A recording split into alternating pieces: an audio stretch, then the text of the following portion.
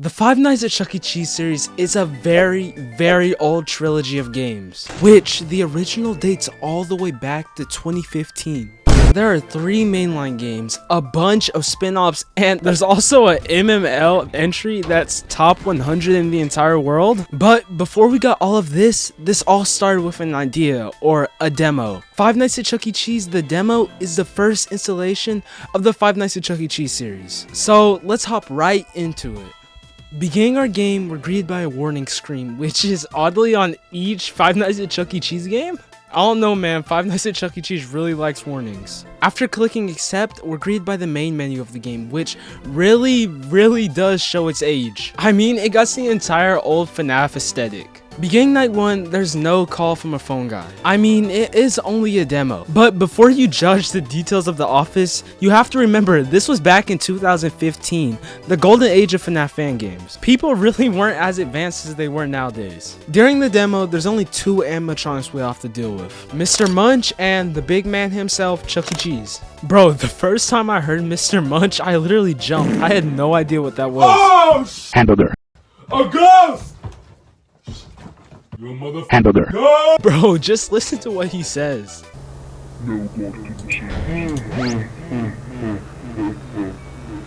Okay, to be honest with y'all, the demo really isn't the hardest. Whenever you hear Mr. Munch, all you have to do is flip up the cameras, and whenever Chuck E. Cheese is at your door, all you have to do is close the door. A really basic gameplay loop, but it is only the first game of the series. After getting to 6 AM, we learn that this is the literal only night in the game.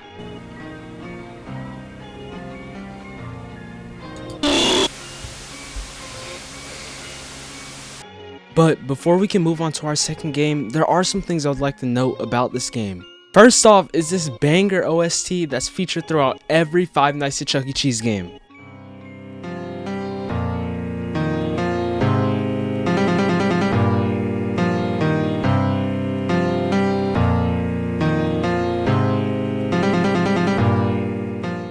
This game may not seem like a lot right now, but for its time, it was kinda revolutionary. Every YouTuber had high praise of this game and said it was really good to be a demo. This is gonna be a really good game, man. Much better than the fan-made 3. So we waited for the official release of Five Nights at Chuck E. Cheese. So eventually on February 21st, 2015, the full game was released.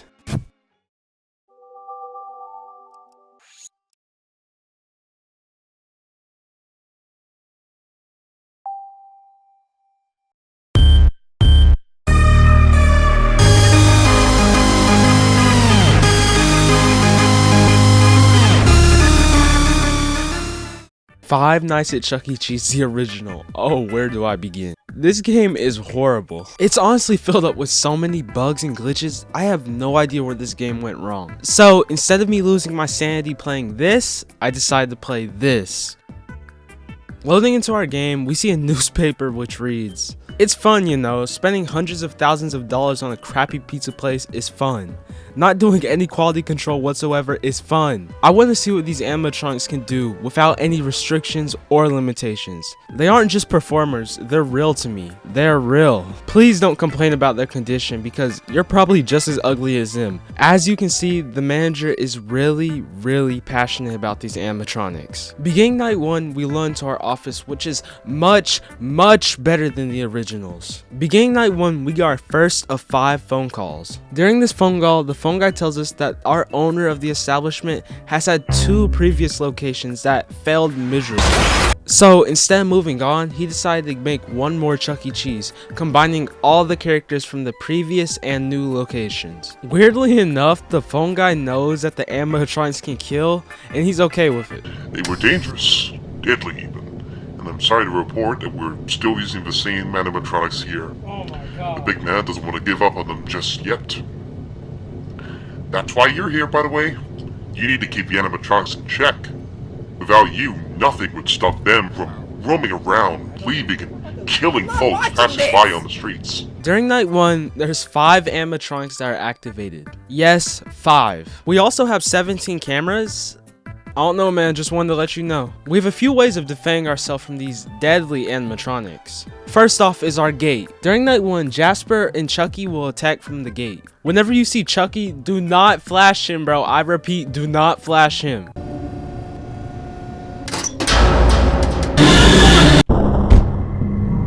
Whenever we see one of them at our gate, we'll have to immediately close the gate or we will die. In addition of this, we have 2 doors, one to our left and one directly behind us. The other animatronic we'll have to deal with during this night is Jasper. Jasper will travel from the main stage to your left door. If you don't close the door in time, he will immediately kill you. The final animatronic we'll have to deal with during this night is Helen. Helen will travel from the main stage to your right vent. If you don't close your right vent in time, she will kill you. But honestly, this night isn't the hardest and I beat it on my first attempt. This night is more of learning the basics and getting used to how this game plays. Because trust me, this game does get hard. After completing night 1, we can move right along to night 2. Beginning night 2, the phone guy tells us to look behind us. There's a new animatronic back there. This is older Chuck. Whenever you see him, you will have to immediately flash him with your light or he will kill you. But honestly, older Chuck is a bit slow and he's low priority. When there's an animatronic at your door or gate, you'll probably need to focus on them more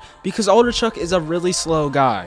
Night 2 honestly wasn't the hardest, and I beat this night on my first attempt as well. Honestly, this game is really fun at the moment. I haven't struggled with any of the mechanics and this game is really fun. I sure hope that doesn't change. Oh, we're on night 3 now. Listen to me when I say this. This night was straight BTA. During this night, the phone guy introduces us to 3 new animatronics. Is this serious? Old Helen, Old Jasper, and Krusty the Cat. Unlike the original animatronics, these animatronics all work in their own different ways. But I do want you to just picture this. Before starting night 3, we already had 5 animatronics to deal with. So now that the game's adding 3 more, that's 5, 6, 7...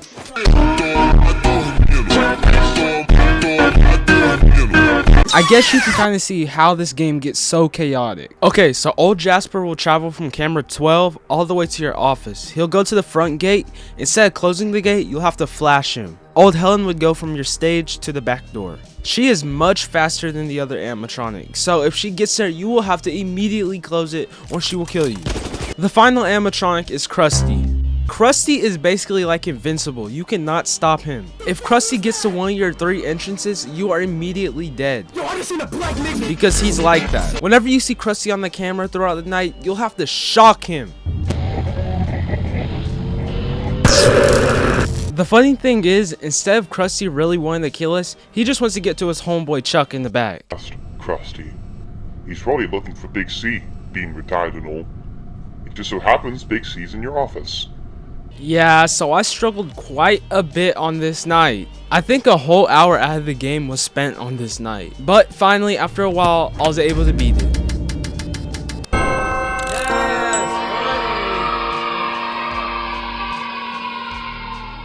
Night 4, oh my god, night 4. During this night, our biggest threat is now activated. Pasquale.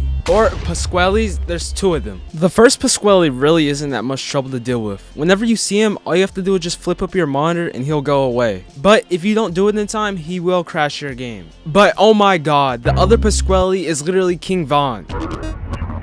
He was a serial killer who bragged about killing people, and he professed and confessed to be a demon. He was dead, bro. If he wanted you out of there, he'll go do it himself on feet by himself. Vaughn gave me a lot of passes. He could have killed me a couple times. I was happy as Hamburger. when I found out Vaughn was dead. I cooked for that. Literally, his description is, he is insane. He scares the other animatronics more than he scares you. And the phone guy literally tells us what will happen when Pasquale reaches us. And you better do it quick. Otherwise, he'll turn you into pizza toppings. If he moves away, find him again. Keep doing that until he's fully down.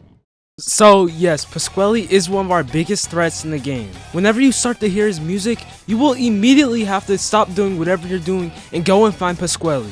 Pasquale has 4 stages before he kills you. You'll know what stage you're on because how much he's freaking out. You'll have to deactivate him before he kills you. I honestly want to thank the developers so much for freezing the other animatronics while we have to deal with Pasquale. Because if we had to do both at the same time, this game would literally be impossible. But other than those 2 animatronics, no new animatronics are activated during this night. Honestly, this night wasn't that hard and I beat it on my 2nd attempt. Don't ask about the first one. After completing night 4, we can move along to our final night. During this night, we get the biggest reveal in the entire game. Like, bro, I was low-key shocked. Congratulations, friend. You've made it to the end of your first week.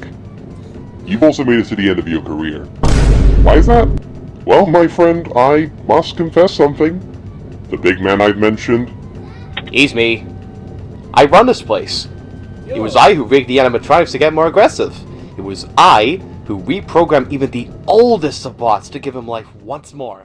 Yeah, after this, gang Loki just starts rambling. So let me sum it up for you. Night 5 will be our hardest night because he set all the AI levels up to the max. So theoretically, this should be the hardest night in the game, right? I beat this night in 2 attempts. I guess I was kind of locked in because I did not struggle at all during this night. So finally, after completing night 5, our game is over. Well, unless you count night 6. Honestly, when I began night 6, I was not struggling at all and I was actually getting through this night pretty easily.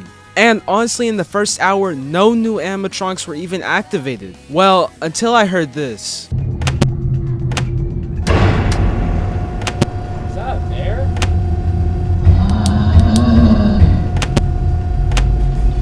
This is Silly Bear, known by his official name of Billy Bob Brocco. I honestly was so confused when I seen Silly Bear show up. Our friend Silly Bear can come from 3 entrances. Our gate where we have to oddly smush him. Our 2 doors, one behind us and one to our left, where all we have to do is close the door on him. Honestly, this is the most fun I've had playing in night 6 in a very long time. And the game mechanics work so well together that this night never seemed impossible, even if I died over 20 times. So finally, after completing night 6, we can get our final cutscene of the game. Yes, sir!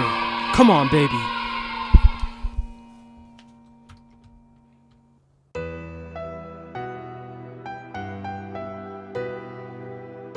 We found this bear, this green bear, and, well, we destroyed him. But God, we couldn't run the store anymore. He was too powerful. The presence of the silly bear was blamed on the night shift employee, Ted Andrew. Honestly, Five Nights at Chuck E. Cheese Revived is one of my favorite FNAF fan games ever made. And if you enjoyed this part of the video, please try this game out. I promise you, this is not a letdown. It's literally amazing. But this is the end of the vid. Wait, we got another game?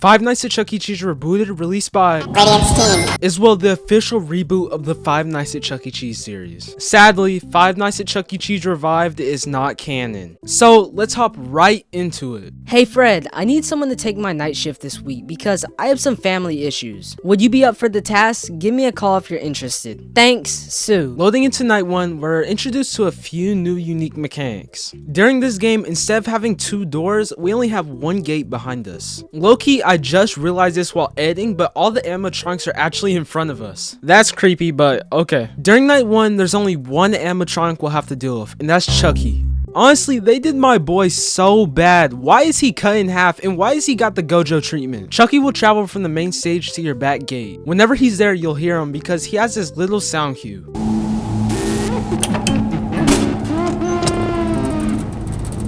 Honestly, night 1 isn't the hardest and I beat it on my first attempt. Literally, Chucky only shows up at your gate 1 time. But something honestly that I really love about this game is that instead of moving straight along the night 2, we can actually do it after our task. During this task, you have to go down to the basement and collect the items in the top left corner of your screen. But during this, our goat shows up, Krusty the Cat.